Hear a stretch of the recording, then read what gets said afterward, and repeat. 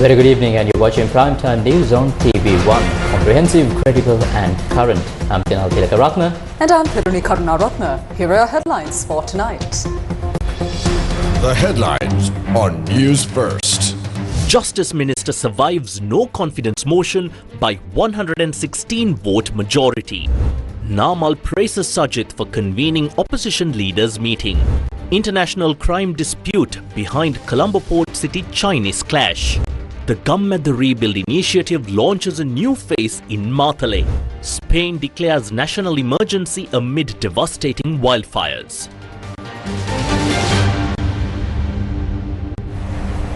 In your top story, information has emerged suggesting that the violent confrontation involving Chinese nationals at the Colombo Port City yesterday may have been triggered by a dispute linked to an international criminal operation. Police said the Chinese national who was abducted during the incident and later found dead has been identified as an individual allegedly connected to cyber fraud operations.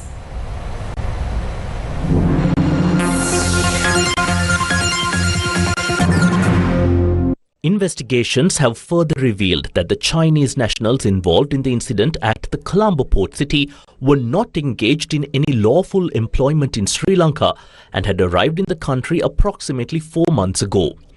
Police stated that officers attached to the Colombo Crimes Division have commenced extensive interrogations of the two Chinese nationals currently in custody in connection with the suspected murder. The suspects were arrested at the Bandaranaike International Airport yesterday evening while allegedly attempting to leave Sri Lanka on a flight bound for Singapore. After being produced before court this afternoon, police were granted permission to detain and question the two suspects for a period of 48 hours. The clash between the two groups of Chinese nationals at Colombo Port City occurred in the early hours of yesterday. Investigators said that 3 Chinese nationals had gone to the suspension bridge inside Colombo Port City at around 11 p.m. the previous night to engage in fishing activities, when at approximately 2 a.m. another group of around 20 Chinese nationals arrived, allegedly armed with firearms, assaulted the trio and abducted them. 2 of the Chinese nationals were later left abandoned inside a van within the Colombo Port City premises with their hands and legs bound, while the body of the third individual who had been abducted was discovered yesterday afternoon in the Aliagoda area. Police said the deceased had sustained severe injuries while his hands, legs and eyes had been bound. The body was also found concealed beneath a number of stones. The body of the deceased Chinese national is currently being kept at the Avisavalla Hospital mortuary.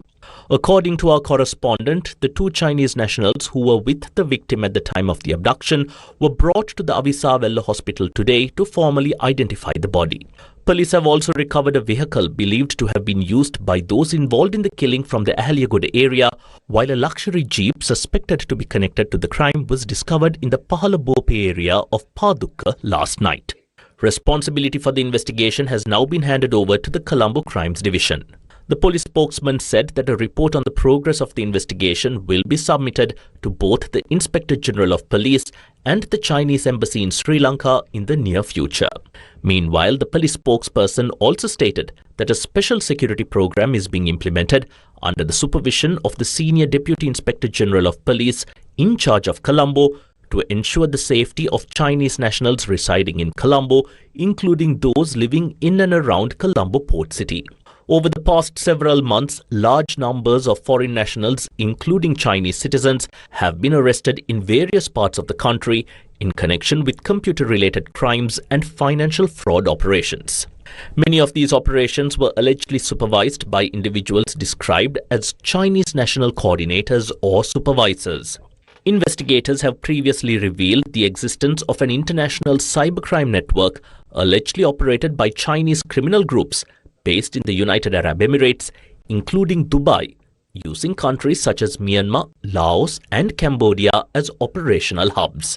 However, sustained media exposure and increasing international pressure reportedly made it increasingly difficult for these criminal organizations to continue operating freely within those countries.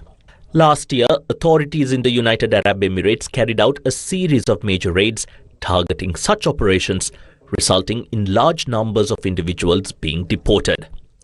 According to intelligence and international law enforcement reports, one of the most prominent criminal organizations linked to these activities is the Chinese Triads network. These groups are known to operate in cities around the world with sizable Chinese-speaking populations.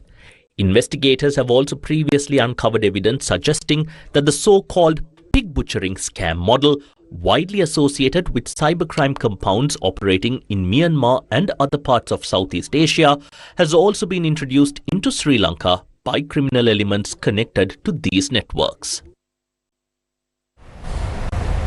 The no-confidence motion brought against Justice Minister Attorney-at-Law Harshana Nanayakkara was decisively defeated in Parliament, with the government securing a commanding majority in support of the minister. When the motion was put to a vote, 152 members of Parliament voted against it, while 36 voted in favour. There were no abstentions. The motion had been submitted to the Speaker of Parliament by opposition parties in the aftermath of the recent incident at the Negombo prison, which triggered intense political debate and public scrutiny. To take us through the situation, we have Shalan Benedict. Shalan? Thank you, Tinal and Theruni. Now, of course, the no-confidence motion moved by the opposition against the Justice Minister was decisively defeated in Parliament. How should this outcome be analysed? This was a motion brought against a government that commands an overwhelming majority in Parliament. Under such circumstances, the only realistic path to secure for the opposition would have been to act collectively and present a united front. Viewed from that perspective, a key question emerges. What exactly was defeated in Parliament today? Was it merely the no-confidence motion against a government minister? Or was it the unity of the opposition itself that suffered the greatest setback? Some may even argue that what was ultimately defeated was the effectiveness of the opposition's leadership. 37 opposition MPs had signed the no-confidence motion against the Justice Minister. According to the document reviewed, there were several amendments, scribbles and omissions before a final list of 37 signatories emerged. However, not all of those 37 MPs were present even to cast their votes in support of the motion.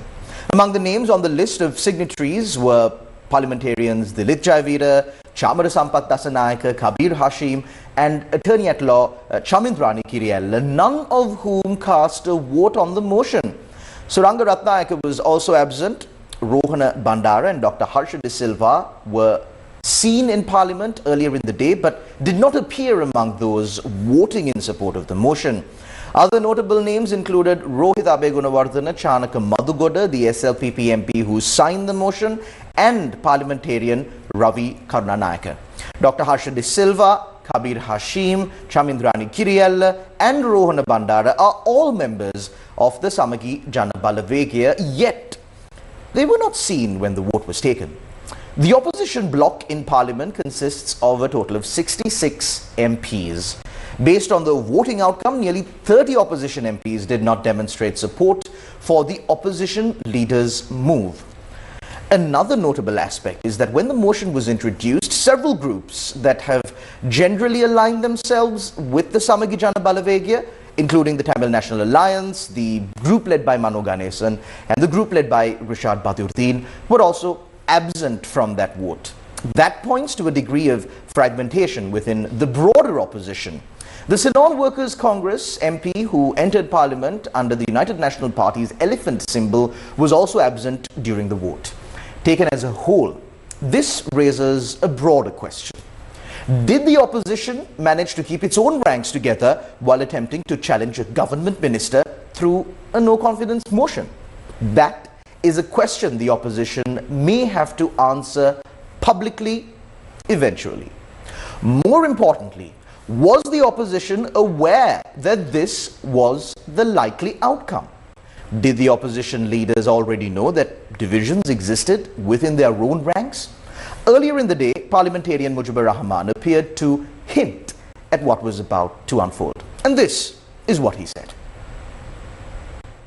ඔබතුමාට අපි කියන්න ඕනේ ඔබතුමා අයින් වෙන්නේ නැහැ අපි දන්නවා. ඔබතුමාට අයින් වෙන්න බෑ 159 දෙනෙක් ඔබතුමා එක්ක ඡන්දෙ දෙනවා. ඒක අපි දන්නවා.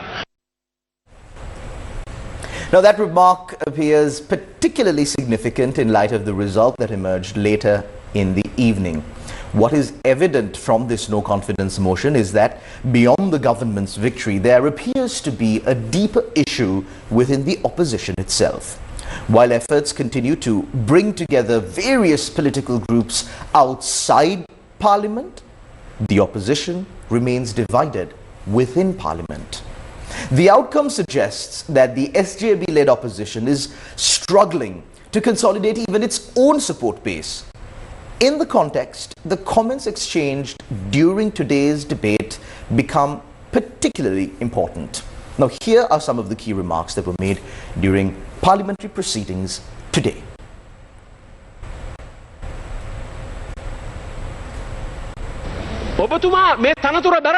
You have held this position for nearly 2 years. Within the powers assigned to you through the Gazette in relation to prison reforms, what meaningful and acceptable work have you actually carried out? Nothing. Absolutely nothing. This minister has not introduced any long-term policy reforms. On the day of the incident, he failed to intervene, failed to coordinate the deployment of riot control units, the police, the STF and the armed forces. Therefore, you have neglected your responsibilities. Whether you resign is your decision. Whether you are removed is the president's decision. But refusing to resign is simply shameless.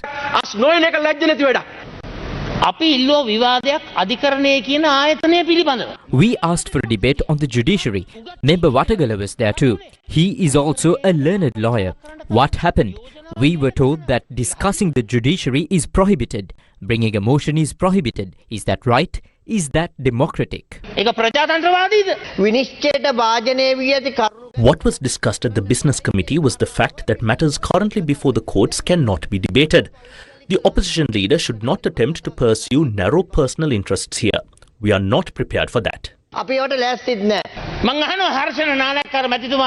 Are you prepared to allocate a 3-day debate in this House on the institution of the judiciary? The Honourable Opposition Leader has made a request, but at the very least he should know the proper place to make such a request. That is the problem. Who brought this no-confidence motion today? A member of the working committee of the Samagi Jana Balawegaya that brought this motion is the first person in world history to allegedly collect a ransom and then offer a discount as a member of parliament. These court cases involve corrupt individuals from previous governments. These proceedings relate to crimes committed during the Rajapaksa administration. At the same time, the Samagi Jana Balawegaya, the United National Party and many others who were involved in previous administrations are now facing judicial scrutiny over financial crimes and other alleged wrongdoing. That is precisely why experienced judges are necessary. The fear surrounding the extension of their tenure comes from one thing alone: the possibility that justice may finally be delivered to the people of this country through these judicial processes. A small group, including the President of the Bar Association, has been voicing objections to these developments. What we can say is that last Thursday, the President of the Bar Association, Rajiv Amarasuriya, met with Sajith Premadasa. According to information available to us, an understanding was reached that if the upcoming provincial council election is held, the position of Chief Minister candidate for the Western Province would be offered in exchange for support on this issue. That is the type of political deal that appears to be taking place. Please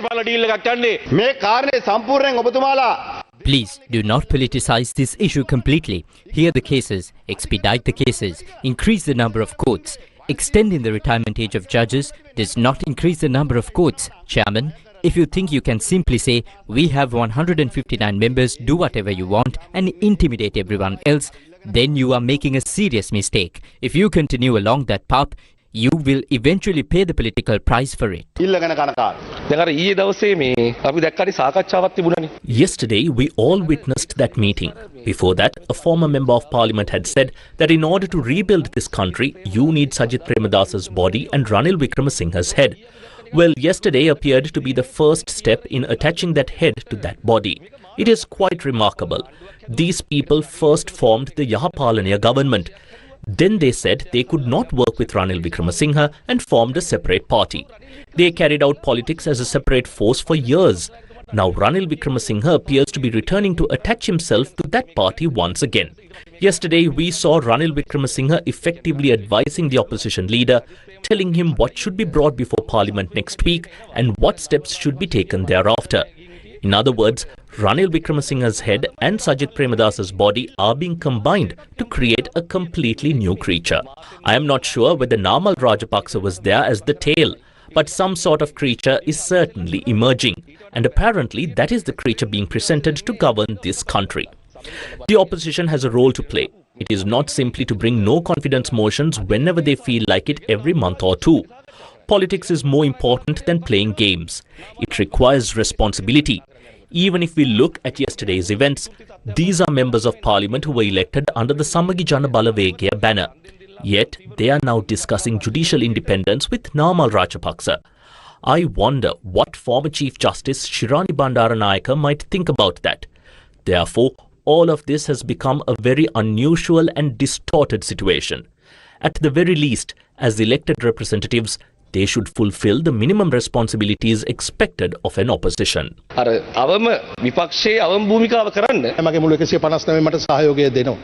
All 159 members support me. They support me because we are doing the right thing. Never underestimate the fellowship, brotherhood and unity within this party.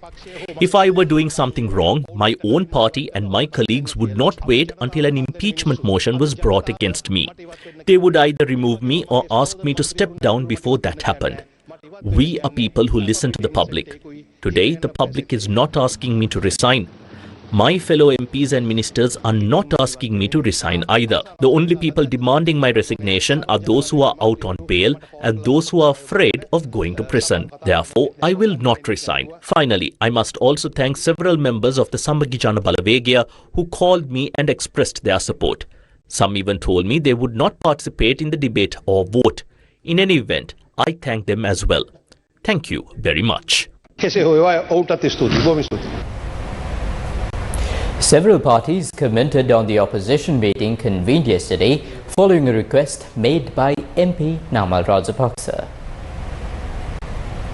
A few days ago, MP Namal Rajapaksa formally wrote to the opposition leader, urging him to consider convening political party leaders to discuss a collective response against proposals to extend the tenure of judicial officers. In response, opposition leader Sajith Premadasa invited political parties to a discussion held yesterday at the opposition leader's office in Colombo. Today, Samagi Jana Balawegaya General Secretary Ranjith Madduma Bandara emphasised that it was the opposition leader who convened the discussion. Following the invitation extended by our leader, the opposition leader, all opposition parties attended and expressed their agreement to carry forward and struggle required on this issue. That does not mean we are planning to contest elections together. What we are saying is that all of us are united in opposing this move. The General Secretary also stated that a potential coming together of the SJB and the United National Party would not create any leadership issues.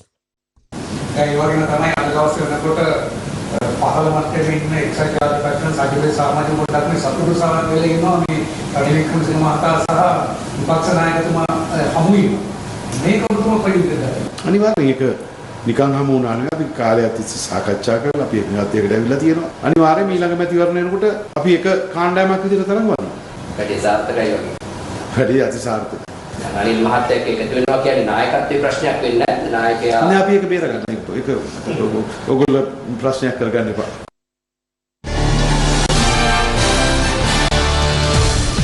Sri Lanka Pujana Peramuna National Organizer Namal Rajapaksa today said he was pleased that opposition leader Sajith Premadasa had responded positively to his request to convene opposition political parties.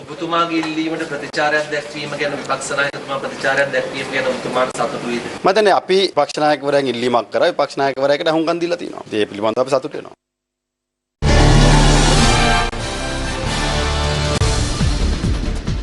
Behind this vote of no confidence lies a single word. What is that single word? Fear. That fear is the fear of the dispensation of justice. Behold that fear. We have newly established courts. I think that has also contributed towards this. What are those courts? Primarily, 3 special bribery courts have been set up. They are located inside former ministers' official residences. Cases are now being heard in the very houses where they once wined and dined. What kind of cases? Bribery cases are being heard. There is a discussion, an idea within the government regarding extending the retirement age of esteemed judges of the judiciary. That is true. It is not a falsehood. However, it has not yet been submitted to the Cabinet of Ministers, nor has any legal process been initiated. The joint opposition, or a group calling themselves the joint opposition, are taking up this slogan. Now, yesterday, a group gathered in room 2020. People gathered inside a room, and at first I thought Honorable Harshana Nanayakkara was going to expedite these matters, put everyone in one room and set up a special court to hear cases now. But when I checked later, it wasn't that at all. That was a grand summit of the accused, or rather a unity of the accused. That is the kind of group that has gathered here. So who is the convener of that? Professor G.L. Pires. And what was its purpose? He has convened a joint opposition against extending the retirement age of the judiciary. Ranil Wickremesinghe says he is 77. Then G.L. Pires says he is 79. Yet they say judges must retire at 60. Judges must retire at 65. G.L. Pires is the convener of the joint opposition. Now, is he ready to retire from politics? Are Ranil Wickremesinghe and others ready to retire? No. But he talks about the retirement of judicial officers. If you take the vast majority of those who came to yesterday's discussion, either they themselves have charges against them or someone in their household has charges against them. This group that gathered was a pack of the corrupt. Why do they gather like that? We do not take corrupt individuals into our political movement. Therefore, the corrupt need a place to gather. So that entire pack of the corrupt has gathered today using some proposal of ours as a basis, and now the corrupted ones have come together as a single block. දූෂිත කල එකතු වෙලා දැන් එක රොත්තකට ඉන්නවා. කිසිදාක සමගි ජන බලවේගය The Samagi Jana Balawege will never join hands with those involved in the bond scam. We will never form an alliance with political parties that represent bond scammers. As the leader of the Samagi Jana Balawege, I state very clearly that there will be no alliance whatsoever between the SJB and those responsible for the bond scam. බැඳුම් කර හොරුන් සමග සමගි ජන බලවේගයේ එකතුවක් නැහැ.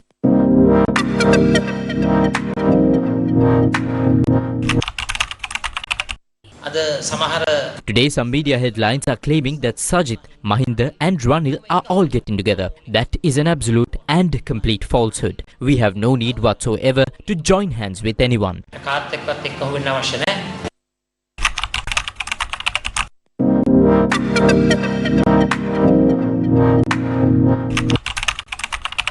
කවුරු හරි හිතාගෙන ඉන්නවා නම් Janatha Vimukthi පෙරමුණට. If anyone is voting for the Janata Vimukti Peramuna or Anura Kumara Dissanayaka, remember this well. A vote for him is a vote for a group that works hand in hand with the president who protects thieves. The Ranil Anura agreement has now become a reality. Ranil Anura ගිවිසුම අද සත්‍යයක් වෙලා තියෙනවා.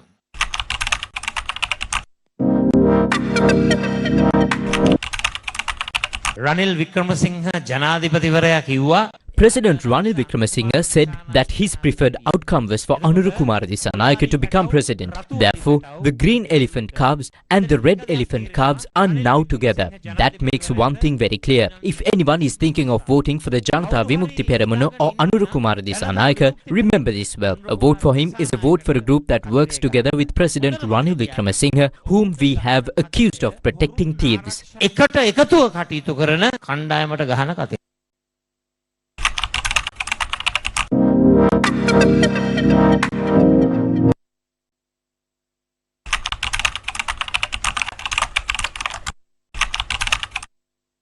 Sajid Mahathya submarine expert ni. Sajid Premadasa is a submarine expert, you know. What an opposition leader. I feel bad for him. Nowadays, it's not like when we were young. It's very easy to find information on anything you want. You just go to one of those AI things, ask what types of submarines there are, and it lists this type, that type, right away. He will come to the parliament in the morning tomorrow and show off as if he knows it. Is that enough? What? Do we care about his submarine knowledge? Can we eat it? Look at the opposition leader. I don't even know where this guy came from. He shows off that he knows about submarine types. Just keep telling tales, that's all.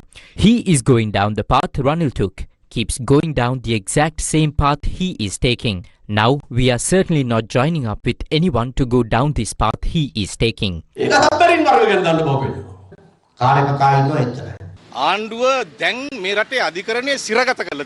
The government has jailed the judiciary of this country. They have taken the judiciary into their custody. It is a common need for political parties who hold various views to free the judicial system. That is the reason why we attended this discussion based on invitation extended by the opposition leader.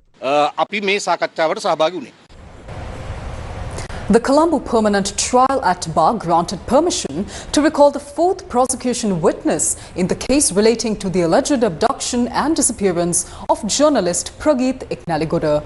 The order was issued when the case was taken up before the Permanent Trial at Bar, comprising its president Justice Nayana Senaviratna and Justices Nalin Hewawasam and Lakmali Hewawasam.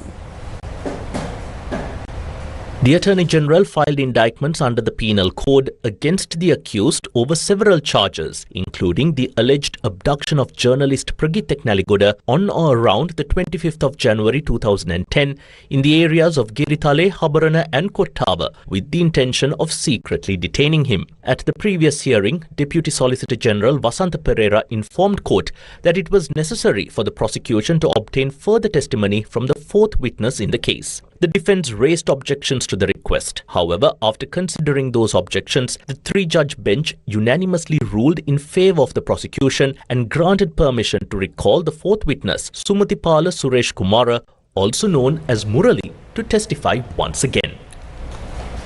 The United States has reduced the tariff rate imposed on Sri Lankan goods from 12.5% to 10% following Sri Lanka's move to prohibit the importation of goods produced through forced labour. The reduction comes in the wake of an extraordinary gazette issued by President Anura Kumara Dissanayake banning the imports of goods produced using forced labour, a measure that aligns with concerns raised by the United States over global supply chains and labour practices. The United States today announced a new tariff framework affecting 60 economies, alleging that those countries had either failed to prohibit the importation of goods produced with forced labour or had failed to effectively enforce such prohibitions. According to the Office of the United States Trade Representative, or the USTR, the decision follows months of investigations, public consultations, policy reviews and engagement with affected countries conducted under directions issued by President Donald Trump. The USTR said the production and trade of goods linked to forced labour represents both a human rights concern and an unfair trade practice that undermines the integrity of the US market. In June, the USTR announced that none of the 60 economies under investigation had fully met the requirements of both prohibiting the importation of goods produced through forced labour and effectively enforcing such prohibitions. At the time, Sri Lanka was among 54 economies identified as having failed to both prohibit and effectively enforce restrictions on the importation of goods produced through forced labour. Another 6 economies, including members of the European Union, were found to have imposed restrictions but failed to effectively enforce them. The USTR subsequently opened the findings for public comment and engaged in discussions with several affected countries. According to the agency, a number of governments introduced new laws, regulations and enforcement measures relating to forced labour imports during that period. As a result, under the revised tariff structure announced yesterday, Sri Lanka has been included among 18 economies that will now face a lower tariff rate of 10%. Other countries placed in the same category include Argentina, Bangladesh, India, Indonesia, Jordan, Malaysia, Mexico and Pakistan. People affected by Cyclone Ditwa received more hope today with the launch of another phase of the Gammadda Rebuild program at the Mathale Technical College. This initiative is being implemented by Gammadda with the full support of Australia's Minderoo Foundation.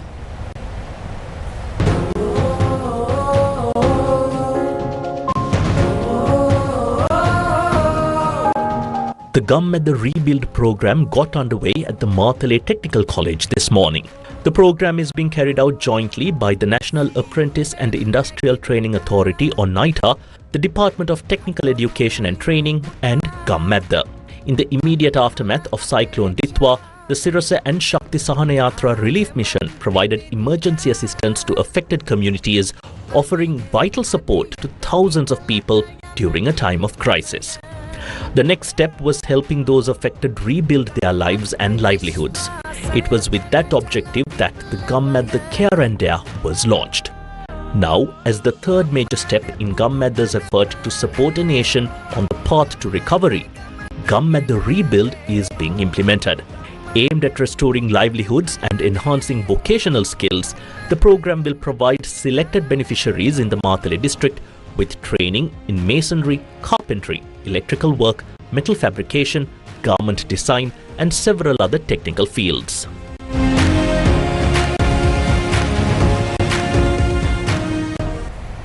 As dengue cases continue to climb across the island, the Stop Dengue Now National Dengue Prevention Program continued for the 14th consecutive day today. Stop Dengue Now, the National Dengue Prevention Program, was carried out in the Western Province for the 4th consecutive day today. Centering around the Colombo, Kalutara and Gampa districts, the program is organised by the Maharaja Media Network led by Newsfirst in collaboration with the Ministry of Health and Mass Media. The Colombo district team visited the Dehiwala area today.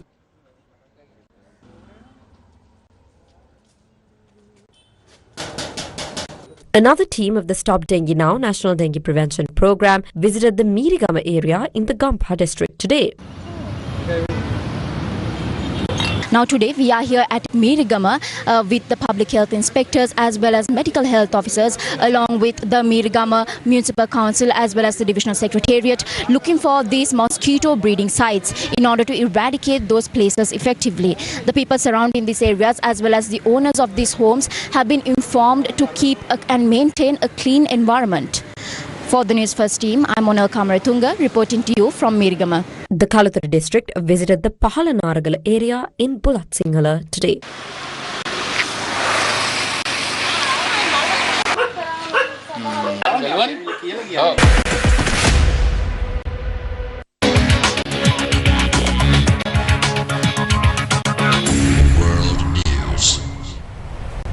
Amid ongoing student protests over the NEET paper leaks issue, the Indian central government has further tightened the existing laws against paper leaks and cheating. A day after Prime Minister Narendra Modi's late-night video message promising more action, the government made amendments to the Public Examinations Act 2024 to give it more teeth. Here's more with Umitra Bekun. Umitra? Thank you, Thinal and Therani. Now, thousands of students protesting at Delhi's Jantar Mantar are now being monitored not only by police personnel but also by AI-powered surveillance systems, facial recognition technology, body-worn cameras and mobile surveillance vans. The use of these technologies has sparked a legal battle in the Delhi High Court and reignited a wider debate over privacy, civil liberties and the limits of police surveillance in public spaces. Now, while Delhi police says the technology is being used to maintain law and order and identify known criminals, protesters and digital rights groups argue that continuous monitoring could infringe on the right to privacy and discourage peaceful assembly. Here is what we know. The issue is currently before the Delhi High Court after former Jawaharlal Nehru University Students' Union President Aishi Ghosh filed a public interest litigation. The petition alleges that since the 20th of June, Delhi police has maintained continuous surveillance at Jantar Mantar through a permanent observation tower, photographers, videographers and AI-enabled monitoring equipment. According to the plea, protesters were filmed not only during demonstrations but also while eating, resting and receiving medical assistance. It also alleges that police personnel threatened to send photographs and videos of student protesters to their parents, guardians and educational institutions. Education Minister Dharmendra Pradhan must resign or be sacked, the Cockroach Janta Party or CJP said today after round 2 of talks with the centre adding that the student protests will continue. The centre has sought time till Saturday afternoon over the resignation demand, the CJP said after the meeting at the Constitution Club of India on Friday afternoon. While the government was represented by Union Health Minister J.P. Nadda and Minister of State for PMO Jitendra Singh, the CJP was represented by its national spokesperson Saurav Das and Ashutosh Lanka. The CJP agreed to the dialogue after the government reportedly accepted two of their conditional demands. That is,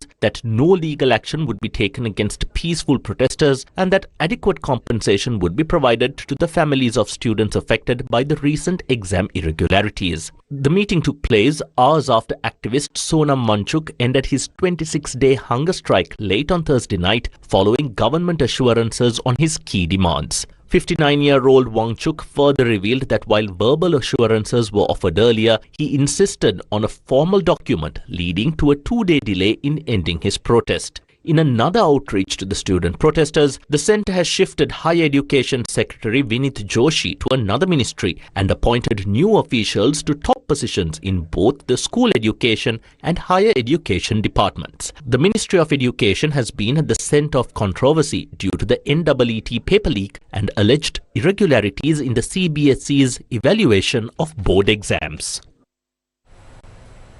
Spain declared a national emergency over wildfires for the first time, and France asked for help from the European Union to tackle a blaze on the Atlantic coast as searing heat fueled fires across Europe and forced tens of thousands of evacuations. French authorities ordered the total evacuation of the Cap Ferret Peninsula, a tourism hotspot, due to a large wildfire.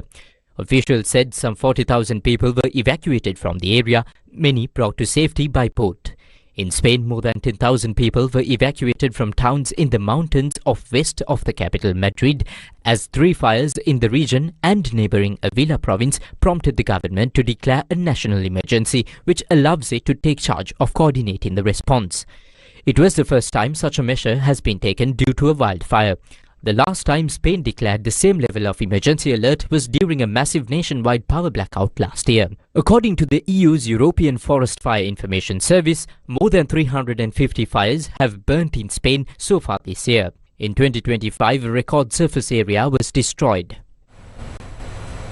Bangladesh President Mohammad Shahabuddin, a former ally of ousted Prime Minister Sheikh Hasina, has resigned citing serious health issues.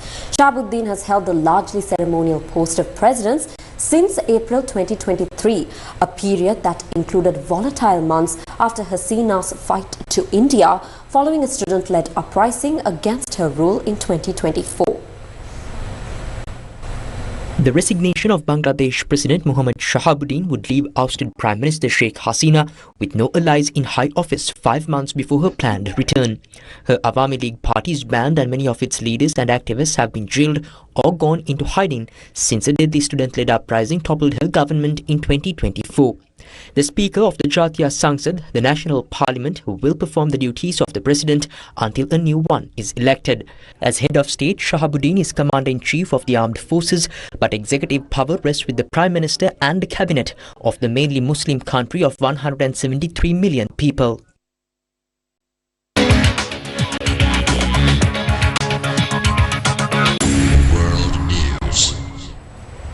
Sirasa debater with AAT Sri Lanka Season 5.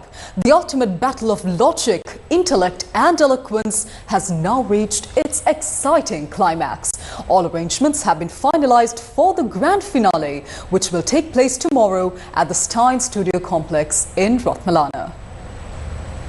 A grand contest of young minds striving to conquer the world through words. A competition where arguments become ideas and ideas become influence.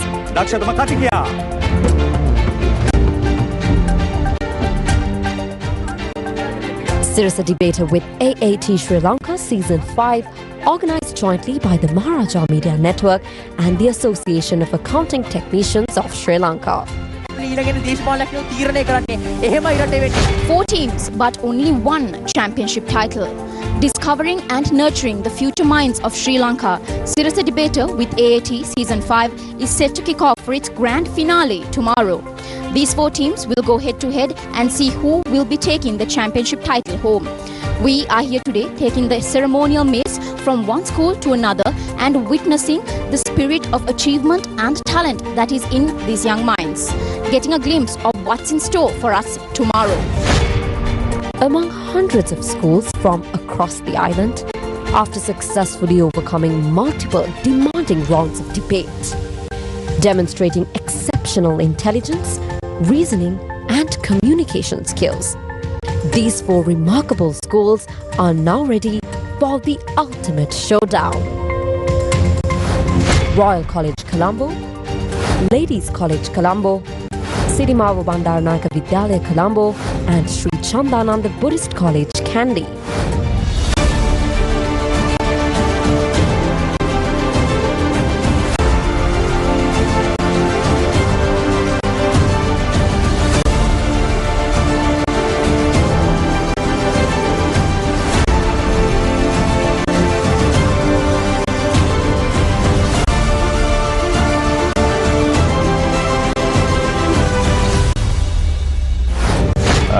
පසුගිය වසරෙත් මෙම තරඟාවලියේ ජයග්‍රහණයන් වුණේ රාජකීයයන් මම විශ්වාස කරනවා මේ වසරේත් ඔවුන් තමන්ගේ අභිමානය රටට ලොවට කියන්න ශක්තිය ධෛර්ය වසන් ලැබේවා කියලා මම ප්‍රාර්ථනා කරන සියලු දෙනාටම.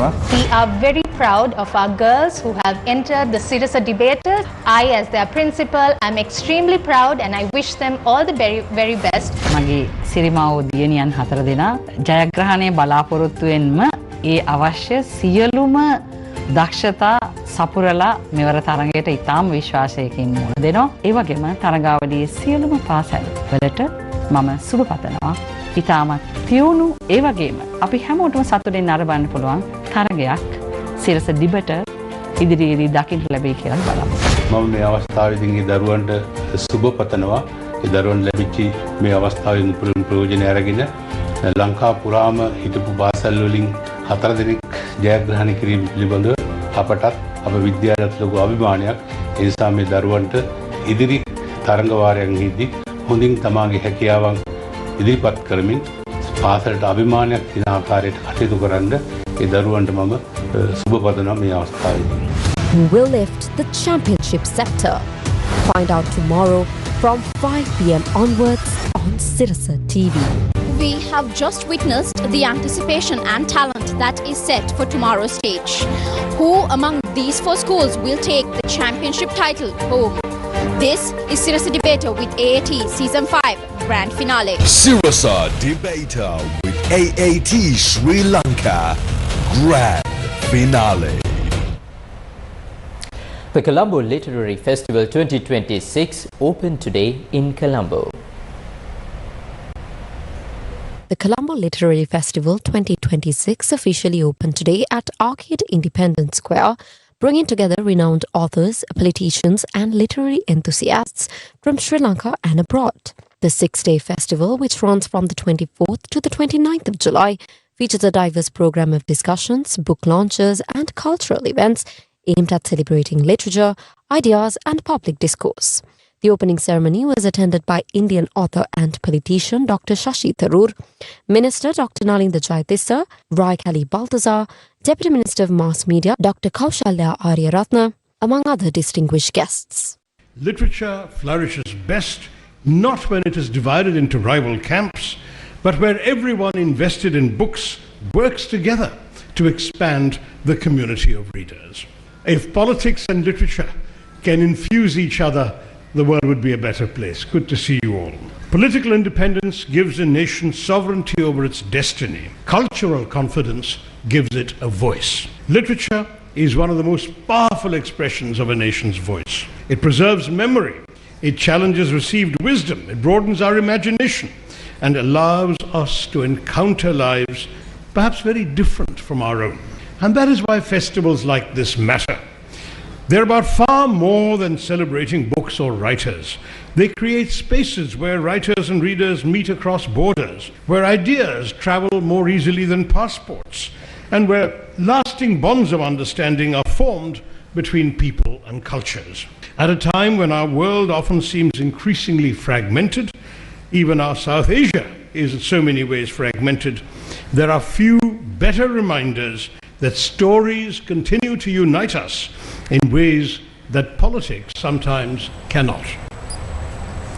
Leading Buddhist scholars, academics and diplomats gathered for a major symposium titled Strengthening Pali Language Studies in Sri Lanka in Colombo today.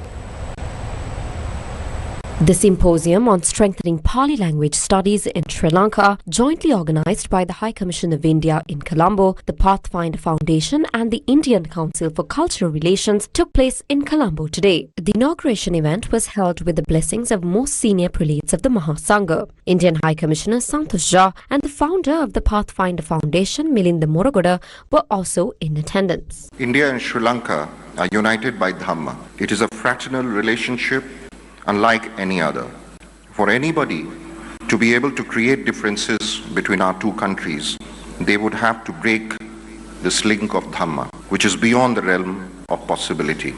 We are inseparable and intertwined. India has remained deeply committed to strengthen these bonds. In 2020, Prime Minister Shri Narendra Modi announced a dedicated grant of $15 million to promote Buddhism between India and Sri Lanka. One of its largest initiatives is the provision of free solar electricity to nearly 10,000 Buddhist temples and pirivenas across Sri Lanka. A further $5 million remains available for future initiatives to be identified by the government of Sri Lanka. Separately, under the credit assistance from India, rooftop solar systems have been installed already at around 5,000 temples and religious institutions across 25 districts in Sri Lanka. Our cooperation also extends to preserving our sacred heritage. While the Pali language has preserved the core of traditional Theravada Buddhist scriptures for a millennia,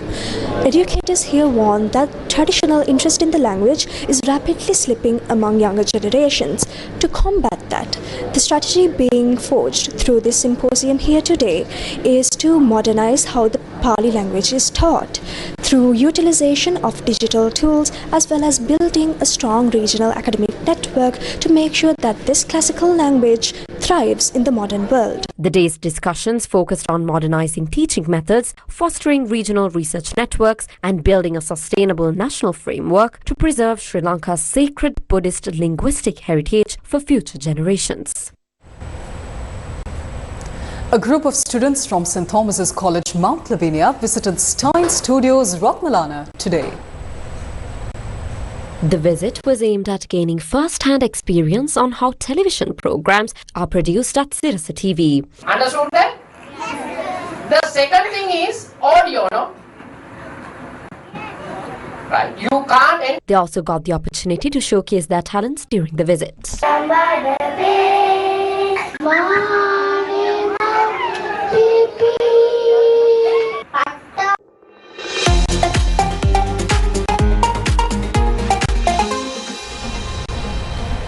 For sports enthusiasts across Sri Lanka hungry for high-octane action beyond cricket and rugby, a thrilling new entertainment option has officially arrived. Umet Rabekun is ready to reveal more details on this. Thank you, Therani and Tinal. And just like you said, in a milestone broadcast development, the Australian Football League is making its historic free-to-air television debut in Sri Lanka, bringing one of the world's most fast-paced and physically demanding team sports directly to local living rooms.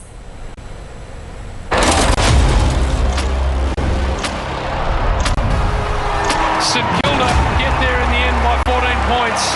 People aren't going to request DVDs of this game. I really liked the first half, obviously. Thought around the ball we were really strong, so we thought we squeezed around pretty well, took the marks off and took their game off them a fair bit. Driving ball towards Harple. Oliver goes hard in the footy. Cameron's down behind play. Left shoulder for Jeremy Cameron does not look good. They've beaten Geelong, coming from the clouds. Designed to capture the imagination of adrenaline-seeking fans, the weekly broadcast delivers high-octane hits, towering marks and non-stop athletic brilliance. Ensuring maximum accessibility for the island sports community, the matches are airing exclusively on TV1 every Sunday night at 9:45 p.m. The free-to-air broadcast eliminates the barriers of subscription paywalls, inviting everyone from seasoned sports fans to curious newcomers to experience the electrifying intensity of Australian rules football. Set your reminders and tune in this Sunday to catch all the action live on TV1. Sri Lanka's leading javelin thrower Rumesh Tharanga departed the country after attending a celebration to participate in the Commonwealth Games. This is after he attended a special felicitation ceremony organised in his honour. The Commonwealth Games will be held in Glasgow, Scotland from the 23rd of July until the 2nd of August, bringing together some of the finest athletes from across the Commonwealth for one of the year's most prestigious track and field events. Meanwhile, the Sri Lankan athletics team set to compete at the championship departed the island in the early hours of today, carrying the nation's hopes into the highly anticipated competition. At present, almost every top javelin thrower in the world will be competing at this event. Apart from athletes from the USA, nearly all of the world's leading competitors are expected to take part.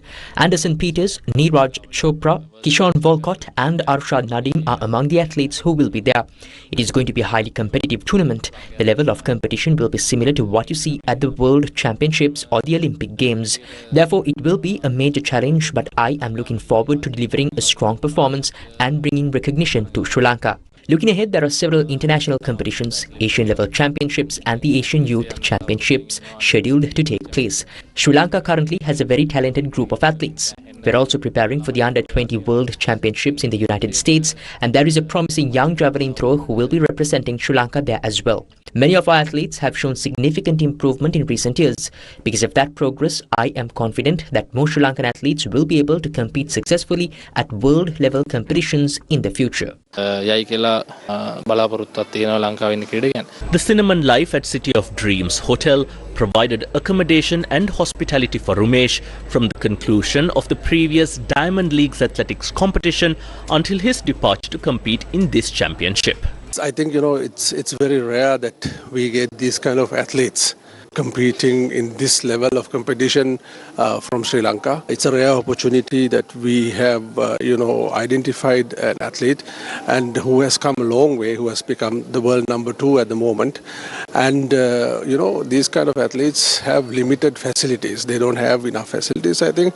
And as a corporate, we think it's our responsibility to make sure that we give them the required facilities, give them the mental satisfaction, and also, create that environment to perform and train, in a good environment. Yeah, we wish him all the best, and I'm sure he'll come back as the world number 1 javelin thrower. There's no doubt about that. But we also wish him to bring the gold medal to Sri Lanka with this competition, and all the best. And that's a wrap of Primetime News for tonight. Thank you for joining us. Good night.